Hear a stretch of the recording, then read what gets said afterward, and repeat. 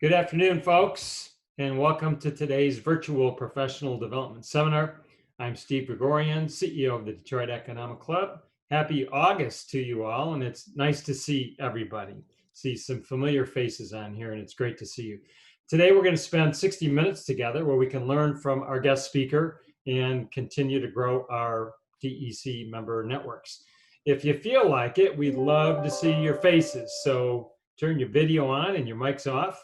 Depending on the flow today, we may or may not utilize a breakout room, and we hope to have some time for audience questions at the end. So if you do, please use the chat room to send in those questions. I do want to take a brief second to thank the 125 terrific DEC sponsors for their support of our mission, and you saw those companies while you were logging in.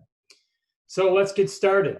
Certainly, mental and emotional wellness are factors in the ability to successfully handle life stresses and adapt to change and difficult times. And there's no question we're all experiencing both of those. Our guest today is Dr. Anton Babushkin. He's the founder and CEO of Start My Wellness, a company who specializes in employee health, productivity, and talent retention. Anton completed his PhD at Smith College and his psychoanalytic training at the Michigan Psychoanalytic Institute. He's also an adjunct instructor at Wayne State University's Social Work and Psychiatry Department. So hello to Anton. Nice to see you, and I'm happy to turn this seminar over to you. Thank you, Steve, and thank you for the very nice introduction. I appreciate the opportunity. It's great to be with this group. I've heard a lot about the Detroit Economic Club, and it's just nice to be a part of, to be involved with the organization. So I'm going to share my screen here in a second.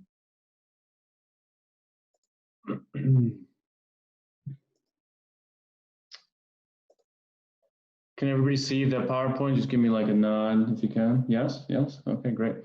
So basically, there are many things that are involved in mental and emotional wellness, and I'm going to go through. I thought the survey that people completed was extremely useful because there were a lot of very candid answers, very good information that people said about their lives and the things that they face, or things that are going well and things that are challenges.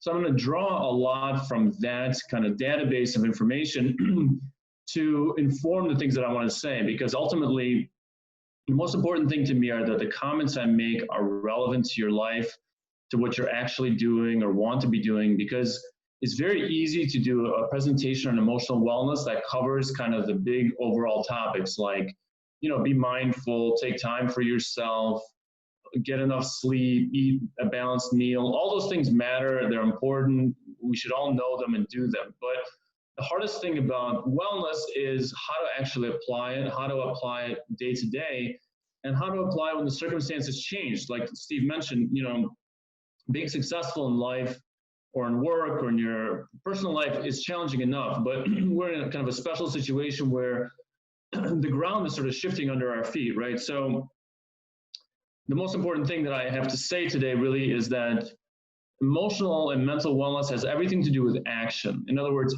action and the choices and the actions you take are the defining feature, I think, of adult life. I mean, it's true for kids as well, but the most important thing to me as an adult is the ability to choose what you want to do in a given situation and how you follow through with that choice and what you learn from it. That cycle of kind of assessing a situation, making a decision, looking at the outcome, learning from the outcome is, to me, the single most important thing a person could do as an adult. And mental and emotional wellness is no different. The state of wellness is a product. It's not a destination. It's kind of a result of steps and effort taken. So, and my company, I started, I come from a background of being a psychotherapist. So I've been a therapist for almost 15 years. And I used to work at a number of clinics, different hospitals while I was doing my training. And then 5.5 years ago, I left to start my own business. And I started it as a solo practice. But then I really got interested in mentoring a future generation of therapists, because there's always a shortage of good therapists in any community. And Over time, we got really involved in corporate wellness, because corporate wellness is a very underserved space. You know, most people work at a job to pay for their expenses, and they spend a lot of time at work, and work takes a lot of their time, kind of occupies a lot of their day. But emotional and mental wellness hasn't been as much on the forefront of in the news as it has been in the last few years. So the first slide I have here has to do with why is it a picture of a house? Because basically we're going to talk about 4 pillars of what the 4 pillars of wellness. And the pillars were kind of posted in that marketing material that the Economic Club used to promote this talk. So we're going to talk about internal versus external challenges. We're going to talk about how to identify what is external. In other words, what is something I can do about the situation? We're going to talk about the action steps. And then we're going to talk about probably the most important part, which is empowerment, because knowing what to do or when to do it is hard enough, but feeling motivated to do it and following through despite adversity, I think is probably one of the hardest things about being successful and being kind of remaining in a state of wellness. So I'm going to try to think about that. Wellness is not like, it's not an app, it's not a book, it's not an exercise. It's basically, the state of wellness is the product of good decision-making and healthy decision-making. Now, that may depend on you as a person, your background, your culture, your environment, your socioeconomic situation.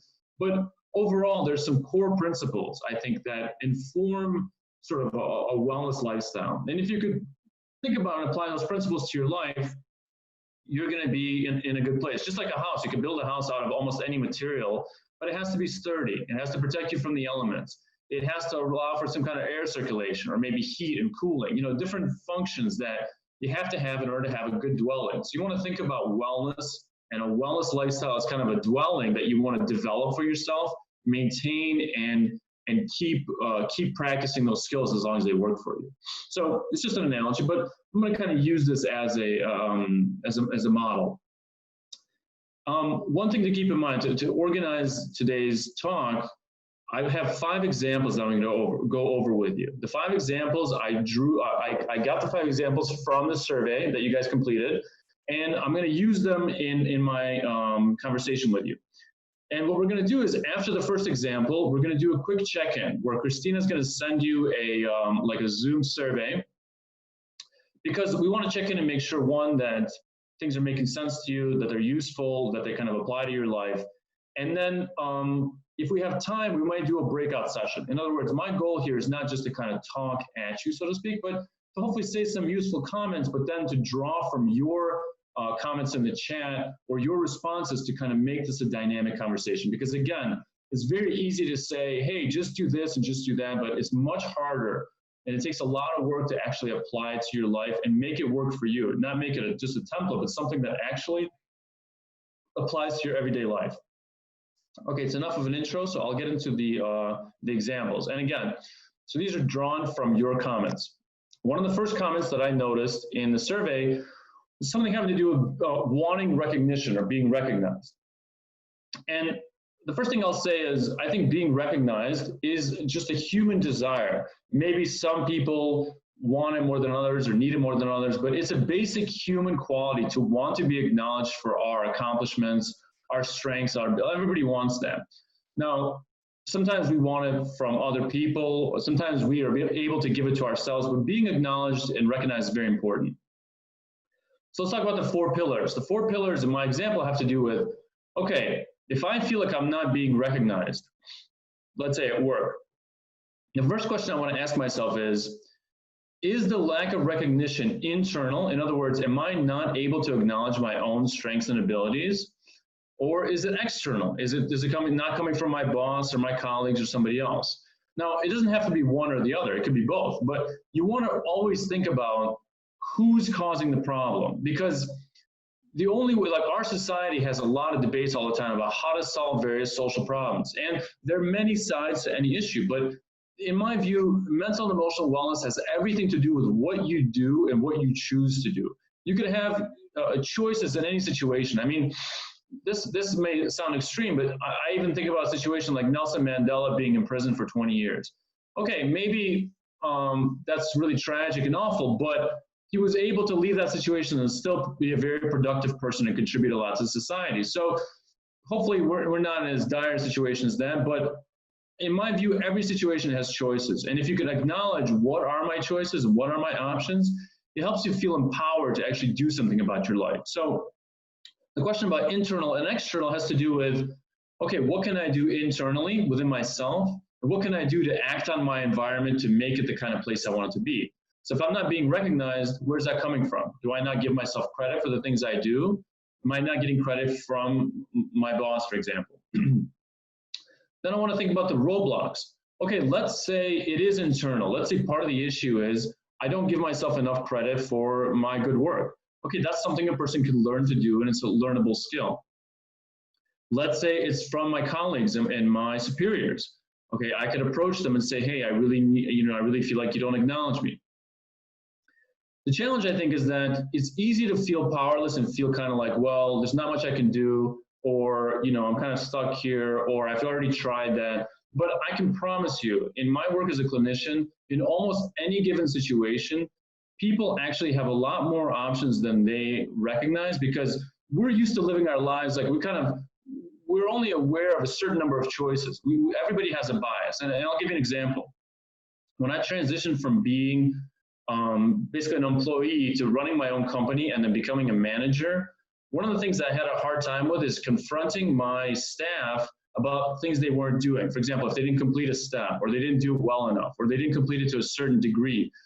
I grew up in a family where having difficult conversations was not the norm. We never really did that. And so to me, it seemed like the options were either, okay, just avoid the issue and kind of hold a grudge against them, or maybe address it, but the only way I could think about addressing it would be kind of maybe yelling at them, and it would cause a fight, and that would be, not a good situation. So I basically felt stuck, like, well, there's just nothing I can do. Luckily, I had a friend who I consulted with who basically kind of, in talking with him, I realized, well, obviously I could just have a regular conversation with the person and say, hey, these are the things that I expect. This is what you're doing, and this is what you're not doing. In other words, I couldn't even see the fact that there was something that was making it difficult for me to have those conversations. And that something had to do with me and my personal history. And I'm not saying this to you in the sense that it may be obvious, the point that I'm making, but in everybody's life, there are things that we know and choices that we can see. And there are many times things that we don't even realize we're doing that are holding us back. So those are kind of like our roadblocks. And the only way to deal with them is to try to learn about them. Like we can find out, why am I not getting the feedback that I want? Or why am I not getting the recognition that I feel like I deserve? And what can I do about it? Now, the important question here also is of empowerment, meaning you have to really acknowledge that your life matters and it's important. And the reason to kind of do something about it is to, because you want to have a good future. So for example, let's say you're not being recognized at work. What I would do personally is if my boss is not giving me the kind of recognition I deserve, or I feel like I deserve, I would go to a bunch of colleagues that I know, like friends or people I work with, ask them for some positive feedback, ask them to write me a short letter of recommendation, and then either go to my boss and say, hey, you see, my work is actually being recognized by my colleagues, and I feel like it's not being acknowledged. Or I'd maybe go to a competing company and say, this is the work that I do. This is the proof of that demonstrates my skills, and this is why I feel like I deserve, a better leadership position or something. In other words, that's just one idea, but the only way you could execute something like that is if you actually care about yourself and your future, and you don't view yourself as powerless. If you view yourself as, I'm just stuck, I'm at the mercy of other people, there's nothing I can do, you're going to live out that lifestyle, and you'll never feel, you just won't be able to kind of make use of your full potential. So to me, the key points of recognition are, you want to be able to think about, am I acknowledging myself enough? And if I am, what can I do about my situation? What are my options? And how can I either ask for the feedback that I want, or ask for it from other sources? Like, I often like to use the analogy of Google Maps. The cool thing about Google Maps, I think, or Apple Maps or whatever, is that it gives you many choices. Any destination has a variety of routes that you can take. It's the same thing in your life and about recognition. It doesn't have to come from one source. You have to be flexible and think about, how can I get to the end result that I want? That's ultimately the most important way of kind of pursuing what you want and achieving that. That helps to achieve a state of wellness, because you're basically saying, I'm able to get to my goals. I'm able to be productive. I'm able to take action in my life and kind of achieve the steps that I want. And that sort of activity leads one to feel more empowered and more confident and more able to be successful. Okay, so that's example number one. And we're gonna do a quick check-in now. We're gonna send you, I think there's like a 4-question or a 3-question quick check-in, because basically, like I said at the beginning, the goal here is to try to make this apply to your life. So please follow the prompts that Christina's gonna send, and please add, if you have comments or feedback, please drop it in the chat, because realistically, I have 4 more examples to go through, but I want this presentation to really connect with where you are in your life and for it to actually be useful to you. And since, unfortunately, we can't, it's hard, we're not doing this in person, it's kind of hard to sort of read the room.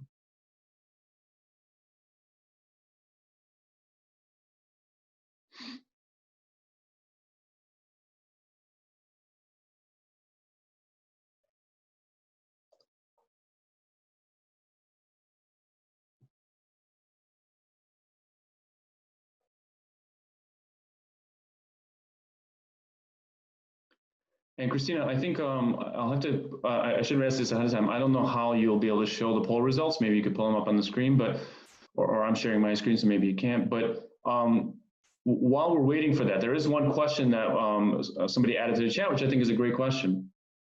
Do I find that the desire to be recognized is more prevalent in certain generations than the older generations? To be honest with you, a lot of things that it has to do with human functioning are very culturally determined. So I really don't think that older generations have any less interest in being acknowledged. They may deal with it differently or have learned a different way to kind of get that need met. Like my parents, for example, my dad is 80, my mom is in her 70s. I doubt they would say in the same way to somebody who's, I don't know, 20, in the way that they want to be acknowledged. But those feelings are human feelings. How we deal with them and how we kind of get those needs met are very different. And so I think that there's a lot of complaints in today's world about Gen Z or millennials being needy and whatever. Those needs are real human needs. It's how one expresses them and pursues them that's the difference. In other words, an older person may just kind of look to get their needs met in a different way versus somebody who, they might be less outspoken, or they might communicate it in a way that's culturally appropriate for their generation in terms of what they learn. But if you really talk to them and you got to know them, I honestly doubt that there would be any way that they wouldn't have those. Those feelings are natural. It's more of like, how do you go about them? What do you do with them? That's the main question.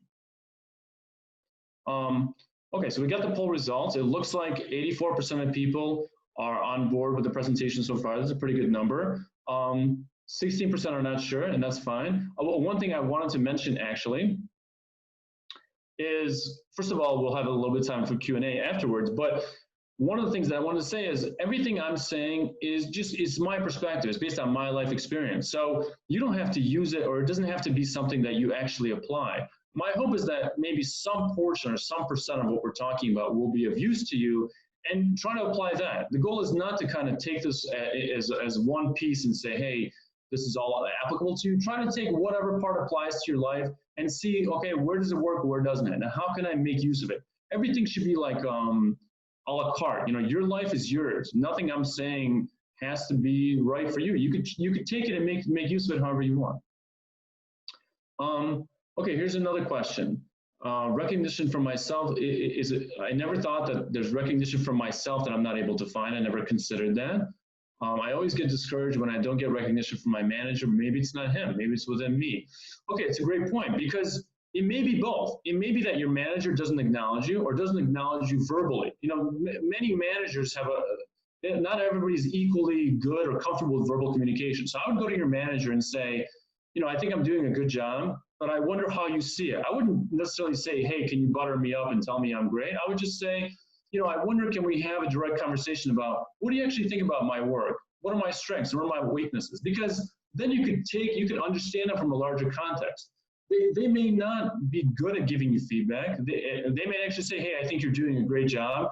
They're just not a good communicator. But you want to check in with them to know, and that may help you be able to see, okay, is it them? Is it me? Is it both? Because to be honest with you, in my view, self-recognition in a way is even more important than external recognition, because if you can't recognize yourself, it's pointless. Like, this is a silly example, but recently I was picked to be in the 30s in their 30s for D business. It's a really nice kind of recognition, but if I'm not able to feel good about that result myself or kind of pat myself on the back, it almost means nothing. It's your internal experience that really matters, and you have to. And sometimes we don't learn how to kind of feel proud or good about ourselves. You have to kind of work at it. It's really a learned skill. Okay, so I'm going to move back to the presentation a little bit, but please, I love these comments in the chat, so please keep them going if you'd like, and you could always, well, I'll try to come back to them, as the presentation goes on. Okay, so the next example has to do with, this I thought was really interesting and very applicable for this group. Many people in the survey said things like, sometimes people seem to be hesitant about my age, or they wonder, how old are you? Or they seem to be kind of not into doing business with me, or working with me because of my age. And people don't always say that, but you can kind of pick up on body language, right? I think this is actually a great question having to do with, again, your internal sort of way of resolving it. And I'll give you just another example from my own experience. When I was fresh out of grad school, I had finished my master's at Wayne. I used to work at a community mental health clinic in Hazel Park. It was kind of a challenging environment. I remember this woman came to see me, one of my first patients, and she said, how old are you? And at the time, I thought that the right approach for a therapist would be kind of like vague and whatever. So I said, oh, how old do you think I am? She said, no, how old are you? And I said, no, well, what do you imagine? We went back and forth for, I don't know, 5 minutes or so, maybe less, and felt like a long time. And then eventually she said, I feel like you probably make a better lawyer than a therapist. Everything I ask you, you kind of argue back. At the time, I thought I was doing what I was, not answering questions or whatever. But what I really should have been focused on looking back is, what does the question of age mean to her? Does it mean to her I'm not qualified? I don't know what I'm doing. I'm too young to understand her, or I can't relate. What is actually the meaning of the how old you are is what's most important. So again, just to review the 4 pillars that we're using today, is it internal or external? Am I worried about my age, or are other people, or both? What are my roadblocks? If it is internal, for example, what can I do about it? What are my action steps? And how can I feel good enough about myself and kind of value my own well-being to do something about it? So let's talk about this question of how old you are. My opinion is, you could always ask somebody and say, you seem kind of hesitant to work with me, or you seem like there's something maybe about my age potentially that's kind of, you have a question about.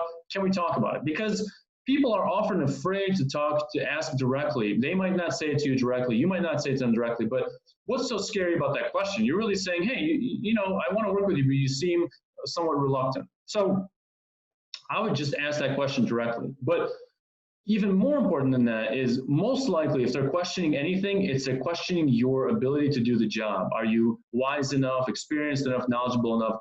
And that's actually something that's really in your corner. And the reason I'm saying that is because when you have the skills and the knowledge to do the job, I don't think anybody's going to ask you how old you are. So if you think about like Mark Zuckerberg, now I'm not saying him as a person, but Mark Zuckerberg, when he was starting Facebook, he was a pretty competent programmer. So I'm not sure that people really worried about his age in terms of being a programmer. Maybe they worried about his leadership skills or, whatever other things about him. But when you have a mastery of the subject matter, people don't really look at your age the same way. So, and I know that based on my own life, when I started out as a therapist, people would often look at me and say, whoa, you're old enough to be my kid, or like, or whatever. Like, do you really know how to help? So my suggestion to you is, try to spend extra time focusing on the core skills you need to learn. Nowadays, people often say, like, I'm 37, but people say to me like, oh, you look like you're, 30 or something. Nobody asks me about my age anymore, because I have a good knowledge of the actual core skills of my job. And when people talk to me, they can tell that I know what I'm talking about. Not that I know everything, but I know the content. So they're less worried. So I would just try to focus on your skills and spend, one of the things that I always tell my staff is, you could be successful by working like a 40-hour work week or whatever. But if you really want to go the extra mile, if you really want to be hyper successful or more successful, you want to add in those extra hours. To me, those extra hours, and 1 extra hour after work, or 1 or 2 hours on the weekend, whatever, that can make a real difference in your skill set, because you're going to be going above and beyond what the average quote person is going to do. And that difference, your confidence, is going to make a difference in your workplace, because people are going to be able to see, wow, you seem young, but you could really do the job. So those are just some ideas. You can come up with your own better solution than that. I don't mean that that's the answer, but those are some ways that I would try to approach the problem. And then I would try to think, the reason I'm doing this is because my results matter, my career matters to me, I want to have good professional relationships, so I want to work on these issues because I want those outcomes for myself. I want a better future, so I'm going to put in the work necessary. Let me look at I'm going to look at the chat real quick here, because I think we have some comments. Okay, it's very frustrating when you're in a meeting and somebody says something and then looks at you and says, oh, you're too young to understand. You're right. I think that's a hurtful thing to say and kind of harsh. And I would just try to not respond defensively, because you could say, well, you're too old and maybe you won't be around for that much longer. That would be maybe, that'd be a harsh response back. You don't want to say that. But what you could say is, well, what is it about my age what specifically do you feel like I don't understand? Can you give me an example? And then you could demonstrate that you actually understand the content and the material well enough. You know what I mean? Like, it's not a polite thing to say that to somebody, for them to say that to you, but what you want to do is try to refocus the conversation and say, okay, I mean, that sounds like a criticism, but I don't know what you're referring to. Which specific part do I not know or understand? And what does it have to do with my age? I'm in a professional and work environment. Age is not really the most important factor. The most important factor is, how much have I invested in the skill set? How much do I care about the job? How much am I invested in a good outcome, right? Those are the things that differentiate you, not age. So even if somebody's talking to you in a rude way, try to kind of accept the fact that they're being rude and think about, okay, what are they actually getting at? And can I move the conversation to actually something that's productive? But it doesn't feel good, and I totally agree with you. Hiring managers ask about age even though it's illegal. That's 100% true, and you're right. And I don't know if I have the best answers to that question. I'm not like an employment attorney, but you could say, okay, when you're asking about my age, what is it that you actually want to know? How long have I done the job? How often have I done this type of project? How committed am I to your workplace? You know what I mean? I would try to, again, turn the conversation on something actionable. Age is not something you could do something about. The best case scenario is to live a long, healthy life. So we hopefully all, can do that. But it's not, your age says almost nothing about you. What says something about you is, how are you going to approach the problem? What are your interpersonal skills, like things like that, right? So again, people say those hurtful things, unfortunately, and the best thing you can do, I think, is to not try to respond, in a rude way yourself, but try to say, okay, tell me what it is that you're actually concerned about or worried about or whatever. And I know it's not easy. I just mean that's a work in progress for all of us, maybe, but that's what I try to do myself. And okay, there's another comment here. When you say you're tired and people say, oh, you're too young to be tired, you won't know you're tired until you have kids. Okay, I mean, again, it's people don't always know or appreciate how harsh or kind of silly or dumb their words might be. So, if you had a good relationship with a person, I would say, that's kind of a hurtful thing to say. You know what I mean? Or when you say things like that, that doesn't actually help me work with you. No, it depends on the context. I don't mean to always say that, or that's always going to work in every environment. But I think it's fair game if somebody's being rude to you or hurtful to say, I would appreciate it if we could, instead of focusing on my age, we could really focus on my skill set. Or when I say I'm tired, I'm not sure having kids and being tired necessarily goes together. Of course, kids are a lot of work and it's very demanding, but anything could be demanding. You could be a paramedic from 12 a.m. to 8 a.m., and that's part of the reason you're tired. So, there's lots of, but you could always say to the person, please don't talk to me that way. Couple more comments. It's usually not a work-related understanding, something based on generations. Most of the time, I do know that. Exactly. Okay. Right. It has nothing to do with age. It has to do with competence. And people, everybody, there's a lot of power competition in the workplace. Who's in power? Who's got the last say? So there's a lot of power dynamics that we want to be aware of. One more second here. Right. So people ask a kind of uncomfortable questions sometimes. How do you help somebody gain introspection that they're being biased, and how do you help them realign their behavior? Okay, that's an amazing question that may take a while to answer, but one of the best ways to one of the best ways to regain balance and know that you're biased is to ask for feedback. You want to ask people you know well, ask people you don't know so well, ask people who are your quote friends, ask people who you don't necessarily get along with. You want to collect information. I mean, as a therapist, my bias would be to say, therapy is one good avenue for learning about your biases. It's a space where you can work on getting to know more about yourself. Not everybody wants therapy. Not everybody needs it, so to speak. I mean, really, therapy is kind of this is aside from our topic, but therapy is really much more about emotional and mental fitness than it is about, you don't have to be mentally ill to benefit from learning about yourself. But my suggestion would be try to ask people for feedback and comments, and then try to parse it through and say, okay, if I'm hearing all this, like, I'll give you an example. When I was doing some of my postgraduate training, I would hear comments from people that would say, oh, he wears jeans. Is he really a serious psychoanalyst? Like, where's he going to go in his career? Now, to me, I thought that's ridiculous. Jeans? What do my jeans have to do with how I'm able to use my mind, in the workplace? But I talked with a good friend who said, okay, well, if you want to be taken seriously, and if people are commenting about your jean wearing, you could do yourself a favor and wear something else. You don't have to, but you're in control here. In other words, you can keep wearing jeans if you want, but if it's going to help you to kind of wear a different pant or whatever, is that to your benefit? And to me, that was very disarming, because he wasn't saying you're wrong to wear jeans or it's a bad choice of clothing. He was saying, what's the most empowering thing that you can do? What can you do that'll help you advance your agenda? To me, I thought, okay, that's pretty reasonable. I don't mind wearing something else. If that's going to somehow help people not perceive me as whatever, and I could actually get my point across and be heard, it was a small change. Now, I don't mean we should always adjust to other people, because some expectations are unreasonable. But in that case, I thought, I could easily maneuver out of the situation and do something that will feel empowering to me. Okay, let's go on to example number 3.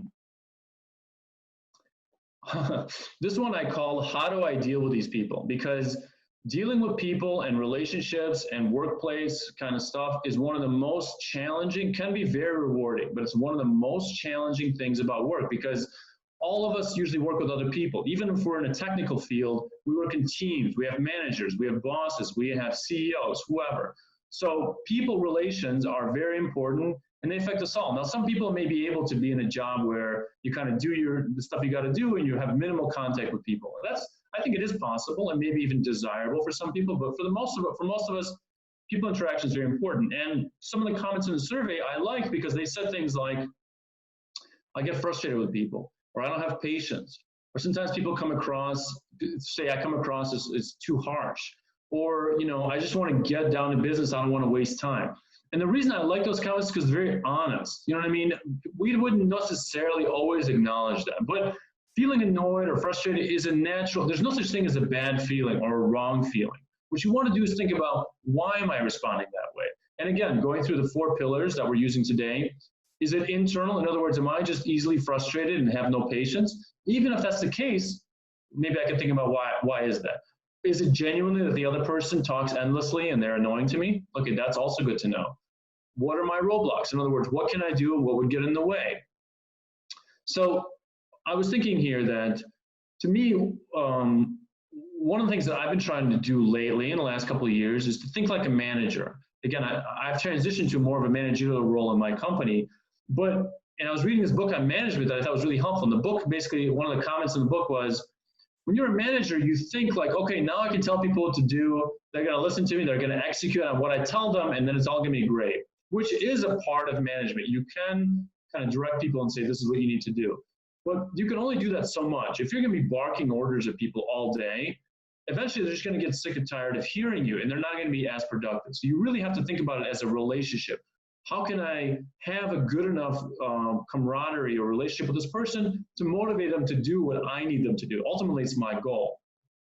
You don't have to be a manager to think this way. In my view, any situation where you're working with other people, try to think about, what's my end goal? What do I want to achieve? What's my outcome? And if my outcome is I need to get the team to be on a certain track to do certain things, okay, maybe that means tolerating somebody's kind of wavering around of ideas, because ultimately it's going to help us. Sometimes you have to hear somebody out. Like, I have a close colleague who can be kind of talk at length. She's smart, very capable, but when she starts to talk, she talks for a while. And I know that about her. So I just say to myself, okay, I know it's going to take a few extra words, but ultimately we're going to be on the same page. But it depends on the situation. There are other times where people waste a lot of time in the workplace on what seem to be unrelated issues. I personally think it's okay to say, like if somebody was telling me, oh, my cousin got married last weekend, it was a beautiful ceremony, let me tell you about all the colors in the wedding, I could probably honestly care less, unless that person was important to me. So if they were going on and on about it, I might say, you know what, I appreciate you sharing that with me because it's nice, it sounds like you had a good experience, but to be honest with you, I'm pressed for time, I really need to focus on task A or task B. In other words, if somebody really talks at length and doesn't give you a chance to work or on the actual product, I think it's okay to say, you know, I don't want to be rude or interrupt you, but I do feel like we're getting kind of astray here, and we really need to address it. One of the things that I have found in the professional field is people are often struggle with giving helpful, assertive feedback. And assertive feedback doesn't mean shut up or stop talking or your story's stupid, because anybody would find that hurtful. But you can say, you know, we really have spent like a half an hour talking about 30 options and we haven't picked one. And I know we only have 30 minutes left. Can we narrow it down? You know what I mean? You can say constructive things in a positive way that honors the other person, but still gets the job done. And again, to me, the goal is thinking like a manager, meaning what's the end goal? What's the goal of this meeting? What's the goal of this project? What's the goal of this quarter, you know, financial quarter? And how can I kind of maneuver my way to help people get there? And I think that mindset may help you to not take it personally as much, but think about like, what's the larger picture and how can I move the ball down the field?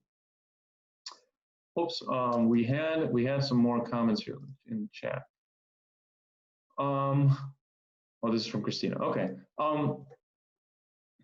Christina, I do value you putting that in there, so I don't mean to ignore you, but so crucial conversations can be very beneficial for both employee and manager, for sure. I mean, the manager may need to know. Sometimes your manager, like I try to in my own workplace, often solicit feedback from my staff. They don't always say it or don't always give the feedback, but the reason that I like hearing even the things that are challenging is almost any situation could be fixed. Almost any problem could be improved, but you have to know what's the data, what's wrong, what's the issue. To the person who said and not just one, but there are some people in the survey who said, sometimes I come across as harsh or rude. People tell me that. What I would do is I would go to those people and I would say, you know what? I'm realizing that sometimes maybe I come across as harsh. Can you give me some examples of when I did that? I really want to learn how to do it differently. I need to know when that was so I can put it in the data bank, think about it, and come up with a new approach. You always want to find out, what are they talking about? And do they have a point? You know, sometimes maybe they're, quote, overreacting, but sometimes maybe they're right. And maybe there's a grain of truth in what they're saying. So if you get feedback like you're too kind of not interpersonal enough, I would try to ask people like, when did that happen?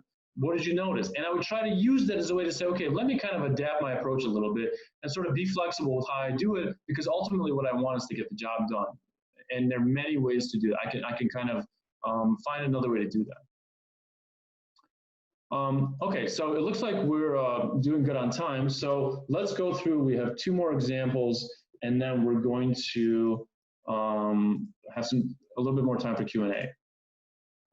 So example number 4, I call deadlines and procrastination. Some people in the survey said things like, it's hard to be confident, or it's hard to prioritize, or it's hard to kind of get things done. Procrastination is, I think, something everybody does to a degree, because anytime that you're faced with something that's uncomfortable, unpleasant, doesn't feel good, not your favorite thing, not enjoyable, you're going to procrastinate. Why? Because that's a natural human response. Nobody ever, at all, bar none, ever wants to do something that doesn't feel good. If you ask somebody, unless they enjoy pain, which is like a separate subset of human functioning, but we won't get into that today, it is something that's real, but just kind of far afield from where we are in this conversation. But people only want to do the things that are pleasurable and only want to avoid things that are unpleasant and don't feel good. That's a natural, it's an animal instinct. It's more than human. It's just if you're an organism, you're going to avoid pain because pain could lead you to death. And you're going to seek pleasure because pleasure feels good and helps you stay alive. except in the human world is very tricky because some things that are unpleasant are absolutely necessary and can help you get the job done. For example, when I get my statement from American Express and they send me an email saying, oh, your statement is ready, I hate looking at that statement. Why? Because it means I have to confront all of my decision making that I was doing and say, oh, I'll buy this, I'll buy that. I have to actually confront those facts and kind of deal with the reality of my bill, right? And if I ignore that reality, the only person who's going to suffer is me. And so what I try to do in terms of procrastination is I always try to think about, okay, what's the ultimate outcome? And almost any given situation, your perception of it is going to be, you perceive it worse than it actually is. Now, that's not always true, because if a boulder's rolling down the hill and you're thinking, well, it's going to feel really painful when this boulder hits me, one, you're probably right. And two, I would get out of the way. But in many situations, we are so reluctant to confront unpleasant things, we'd rather avoid them. And often we do it so much that it causes us huge amount of problems. I used to work at this clinic where my boss used to tell me that the therapists there would probably increase their earnings by 10 or 15% if they had collected on the balances that their patients weren't paying. The patient had seen them for a number of sessions, didn't pay their copays or whatever, and there was a balance accrued.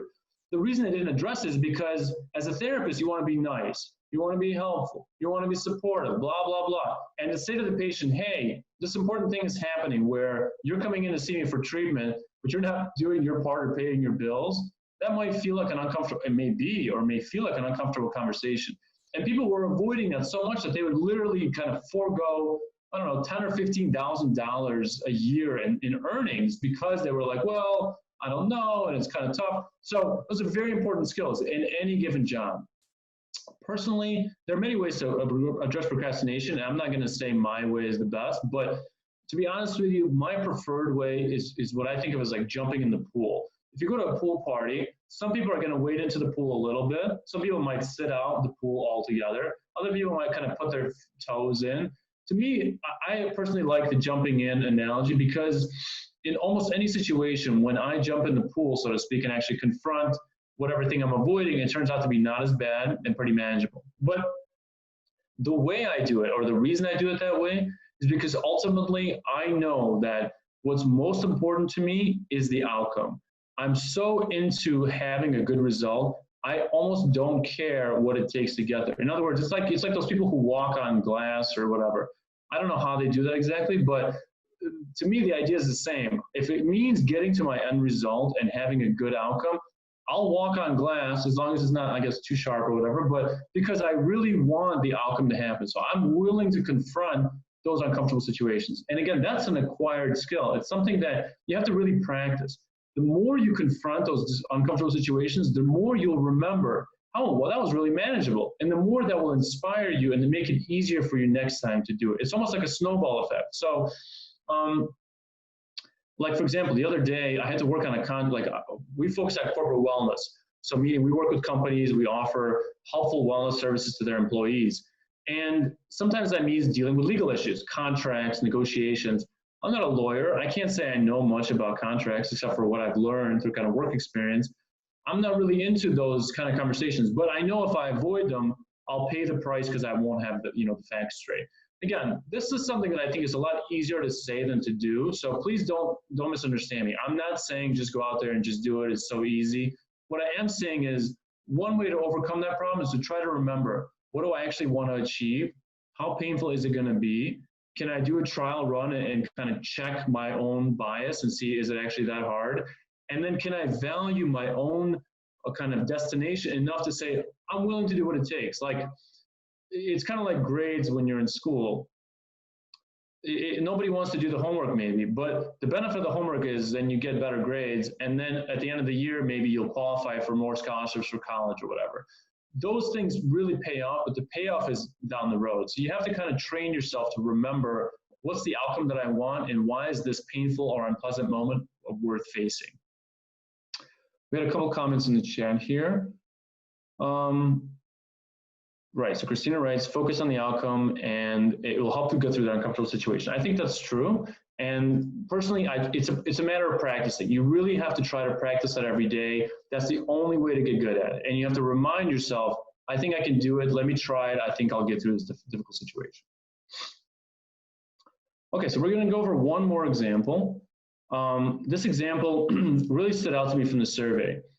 Somebody wrote in the survey something having to do with how do I balance work and family. For example, when I'm at work, I'm not with my kids or my spouse, and so I feel bad. But when I'm with my family, I'm not moving my career forward, and so how do I feel good about that? That doesn't feel good either.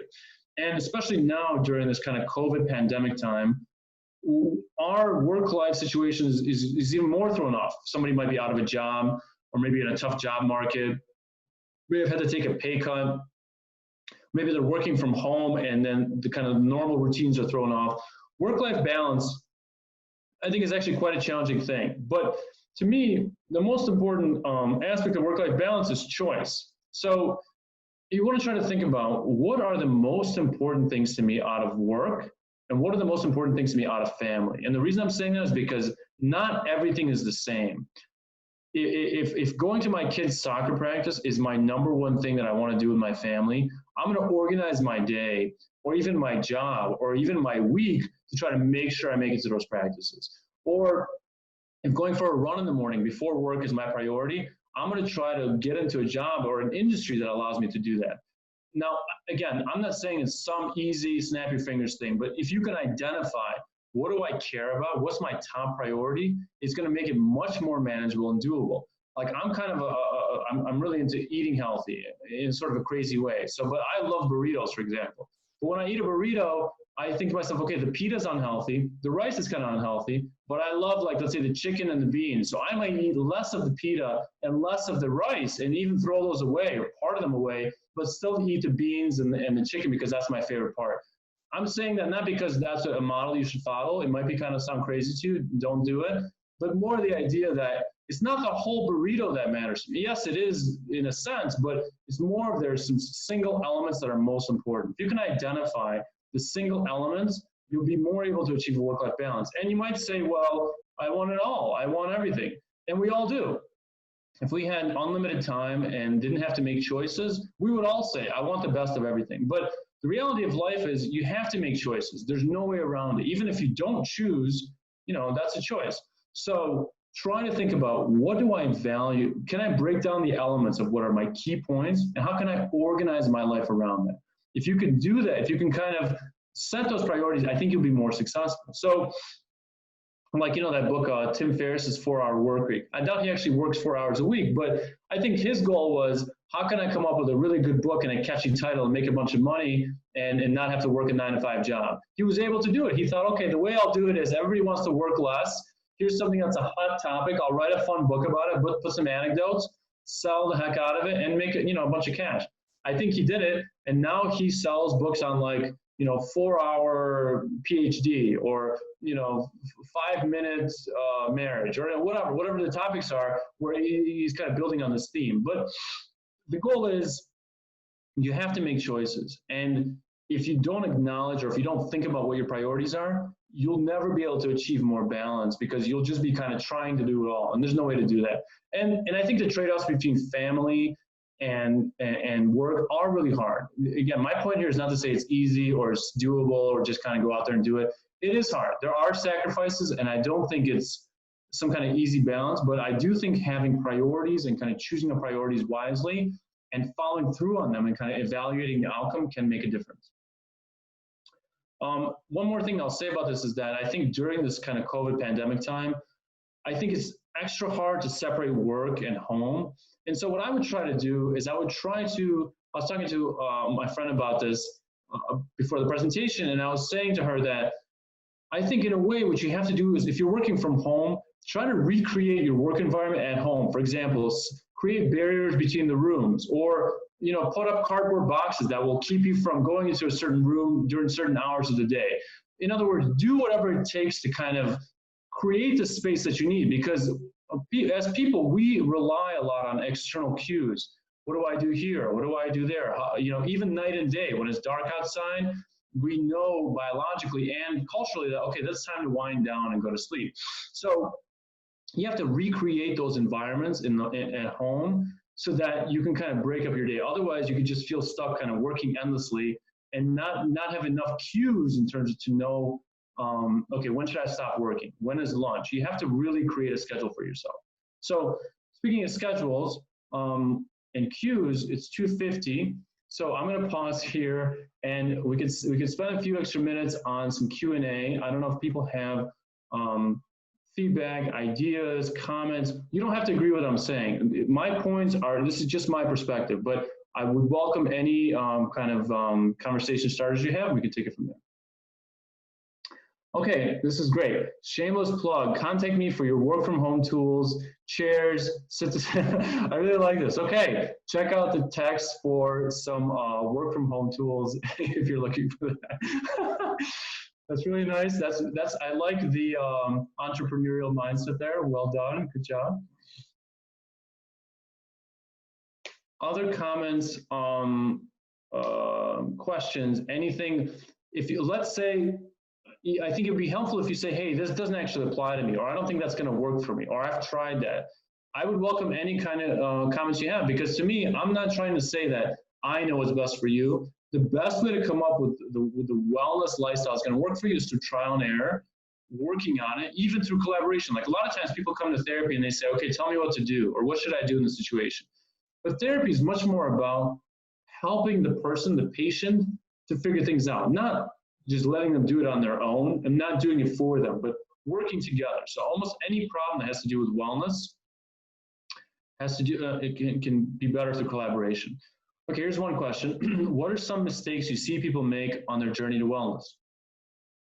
One of the mistakes is that people try to kind of do a hacking sort of approach. They say, you know what, I'm going to change my life. In the next 30 days, I'm going to eat healthy, stop drinking, work out every day, eat healthy food.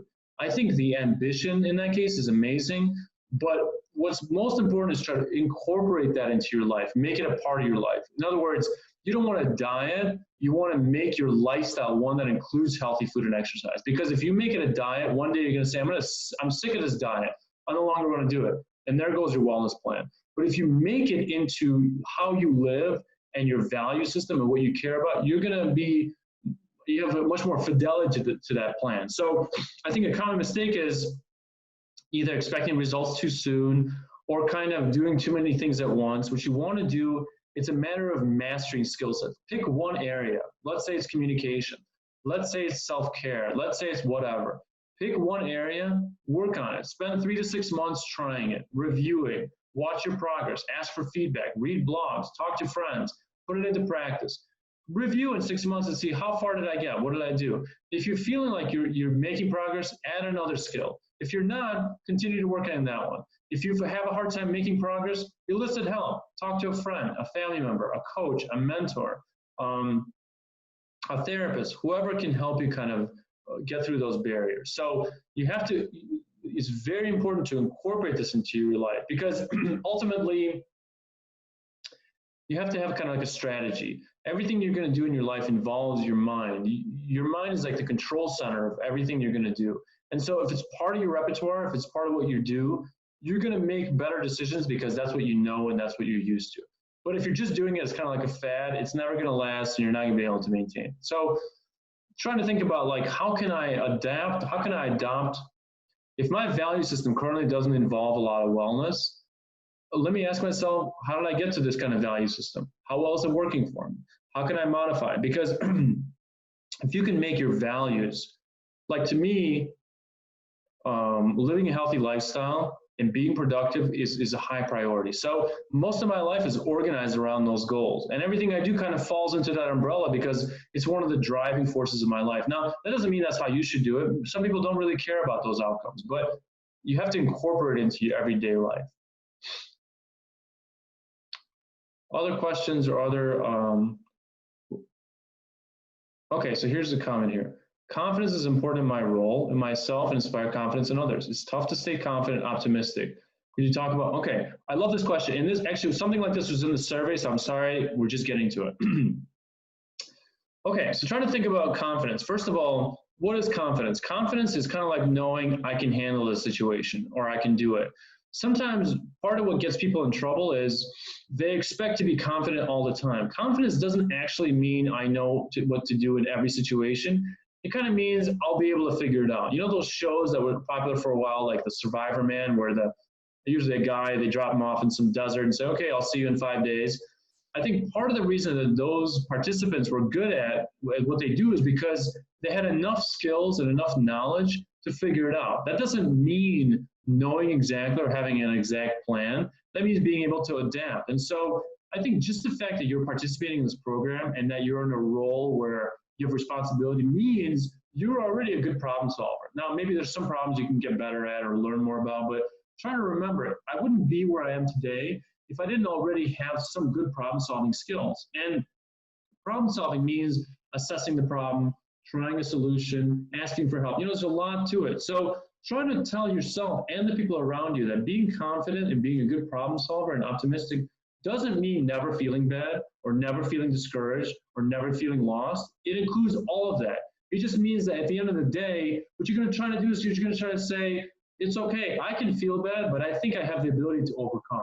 I can kind of do it. I'll be able to get it either on my own or with help. And I think the fact that you're asking that question to me says you're somebody who cares about solutions. You care about kind of getting things right. That's much more important than doing it right the first time or knowing exactly what to do. Your attitude of, I'm going to work on it, I'm going to try to do it, that's what makes problem solving possible. So I think if you communicate that to your people you work around and you inspire a level of risk taking and kind of not needing to be perfect, people will say, you know, it's easier to be optimistic when you feel like, okay, we'll figure it out, we'll make it work. It doesn't have to be perfect. We might not do it today. It might take a while, but we're going to keep at it until we get the results that we want. Here's another comment.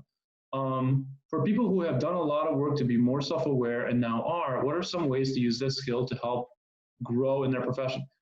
That's a good question. Self-awareness is a highly, highly valuable skill. And you want to try to say, okay, where can I apply it? For example, can I apply it in my interpersonal relationships, you know, like at work? Am I being self-aware when it comes to my colleagues? Am I self-aware in terms of the direction of my career? You know what I mean? Like self-awareness is kind of like being able to check in with yourself and say, where am I? What am I doing? What's my role? That skill can be applied in any situation. Let's say you're working with somebody who's tough to work with. You could use self-awareness to say, I know I'm really annoyed at this person, but I'm not going to overreact because that's going to make the situation worse. I'm going to try to keep kind of a level tone and say, okay, I know they're hard to work with. What can I do to kind of adapt? So I like the question. I don't know if I can answer it specifically enough because it depends on what you want to do. It depends on what your aspirations are. I think it's great that you're aware of yourself and you think about your own participation. That's a really great starting point. Maybe the next question might be, okay, think about what do you want to achieve? What's important to you? What matters to you? What long or short-term goals do you have? And can being aware of yourself help you move in that direction? I think yes, but just try to give it, some thought because you want to try to, those are skills that you could use in almost any situation, but first you'd have to identify what do I actually want and where am I going? Now I want to just be aware of the time. I really love talking with your group. You guys have great questions, very good comments. Thank you so much for being a part of this conversation. You could always, there's a comment in the chat actually about confidence and resiliency, about a book. So check it out if you have time to do that. But thanks for having me. You guys are a great group. It's been good to talk with you. So hopefully see you around and, take care. Hey, I'm back. I want to say thank you, Anton. It was really, really, really useful stuff. So I could tell by the engagement in the chat room that you had everybody's attention. So thank you for your time. Sure. Really well done. And I hope that people can use the information in the chat room to contact you if they want to engage you a little bit further. And sure. Folks, I also want to remind you, like I always do, we are going to send you a survey. We'll take 30 seconds to fill out. We definitely review those responses, use them to get better as we continue to plan another one of these. If you haven't seen in your email, we did announce a CEO meeting next Thursday. CEO of Steelcase is going to be talking about kind of the workplace of the future and the whole ecosystem of work. I know Stephanie Chiz will be there for that one, spying on the competition a little bit. But I want to say thank you to my team and to all of you. Thank you, Christina. She brought her A game. She was all over that chat room. So Thank you to Christina. Once again, keep the faith and watch your email for some exciting events coming up. Have a great weekend and goodbye, everybody.